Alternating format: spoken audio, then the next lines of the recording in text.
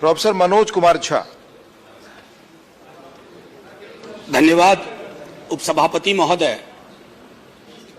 मेरी मां टेलीविजन देख रही थी, उन्होंने मुझे व्हाट्सएप पे एक मैसेज भेजा कि मनोज कूल रहना बोलने में।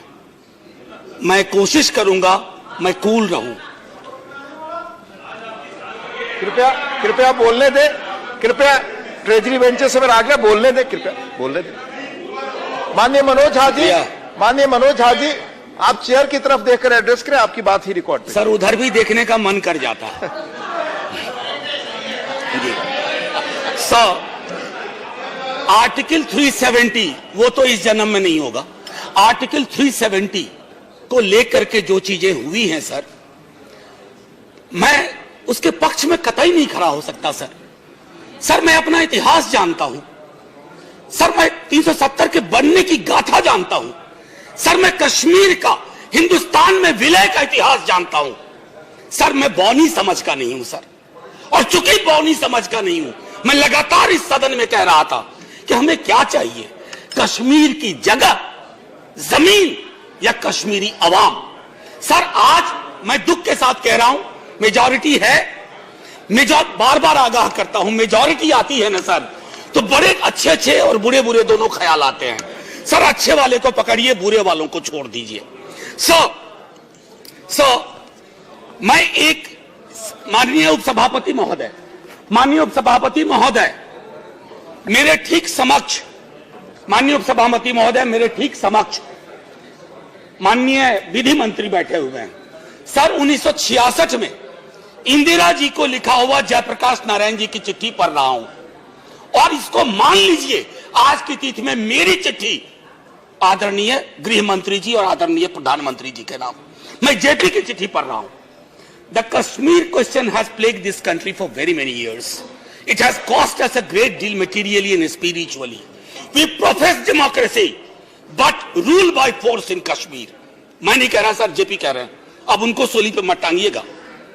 Unless we have auto-suggested ourselves into believing that the general elections have expressed the will of the people. Sir मैं अगले पैराग्राफ में जा रहा हूं, बड़ी लंबी चिट्ठी है। That problem exists not because Pakistan wants to grab Kashmir, but because there is a deep and widespread political discontent among the people. The people of India might be kept in the dark about the true state of affairs in the valley, but every chancellery in New Delhi knows the truth. So PDP BJP की जब सरकार चली और political communication जैसे कत्ल हुआ, मैं समझता हूं सर उसको भी इस अफसाने में आना चाहिए कि पॉलिटिकल कम्युनिकेशन का कत्ल हुआ, उसकी वजह से 30 साल पुरानी घाटी में छवियां वापस आई हैं।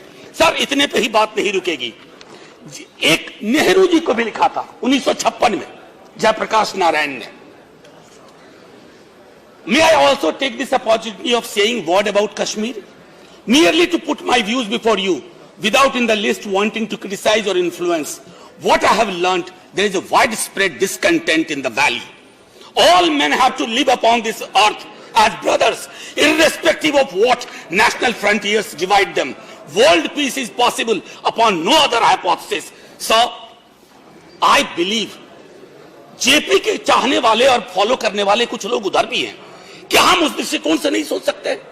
हमारा पूरा दृष्टिकोण है कि इस नैरेटिव को चलाओ। आज ये चलाया जा रहा है कि जो हम विरोध में हैं, हम आपके संवैधानिक मान्यताओं की कमी के विरोध में हैं, हम कॉन्स्टिट्यूशनल हिस्ट्री के ब्रूटल मर्डर के खिलाफ हैं। सर हिंदुस्तान की मोहब्बत का अगर कोई पैमाना हो ना, तो डिस्पेंसरी में मशीन लगा दीजिए और तोड़ लीजिए किसमें कितना है हिंदुस्तान के लिए मोहब्बत का। सर हो सकता है आपसे कम ना हो, तो मैं इतना ही आग्रह करूंगा। मैं क्वेश्चन कर रहा हूं सर, कल मैं सदन में हूं ना हूं माननीय उपसभापति महोदय, आज हमने मुआफी के साथ कहता हूं कश्मीर के पैलेस्टीन बनने का रास्ता खोल दिया है। मुझे दुख के साथ कहना पड़ रहा है, 5 साल बाद आप मुझे मानोगे, आप नैरेटिव चला रहे हो, चलाओ, लेकिन कोई भी नैरेटिव इस मुल्क में अमृत पी के नहीं आया। हमने पुराने नैरेटिव खत्म होते देखे हैं। मैं सिर्फ हाथ जोड़ के विनती करता हूं, अहंकार त्यागिए, कश्मीरियों को गले लगाइए, तब कश्मीर अपने आप गले लग जाएगा। आपने अलग कर दिया, वो मुझे दुख है। आज सर मैं कभी टोका टाकी नहीं करता हूं सर। माननीय उपसभापति महोदय, आपका प्रोटेक्शन चाहिए। आप बोले वैसे भी बहुत बड़ी मेजॉरिटी है और यहाँ जिस प्रकार से लोग इधर से उधर जा रहे हैं, आप इधर देख तो बड़ा डर भी लगता रहा। आप झा जी, अठवले साहब, प्रोफेसर, इस जन्म में संभव नहीं है। एनीवे साहब, सर मैं आगे क्या कहूं, बस इतना। दोस्तों आप इधर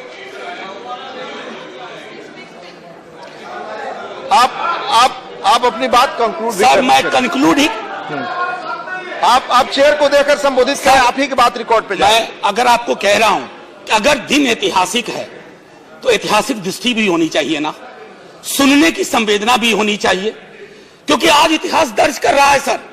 आज हो सकता है हम में से कुछ को फिक्टिशियसली विलन बना के पेश किया जाए, लेकिन मैं इस बात को आपके सामने दावे के साथ कहता हूं, 5 साल बाद जेपी की यह चिट्ठी पढ़ी जाएगी और कहा जाएगा कि सदन में कुछ लोग थे जिन्होंने अपनी सरकार को आगाह किया। जय हिंद सर। धन्यवाद।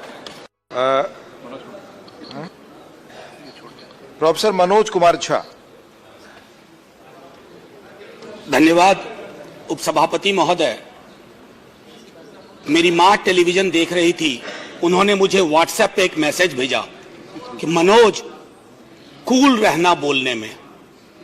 मैं कोशिश करूंगा मैं कूल रहूं।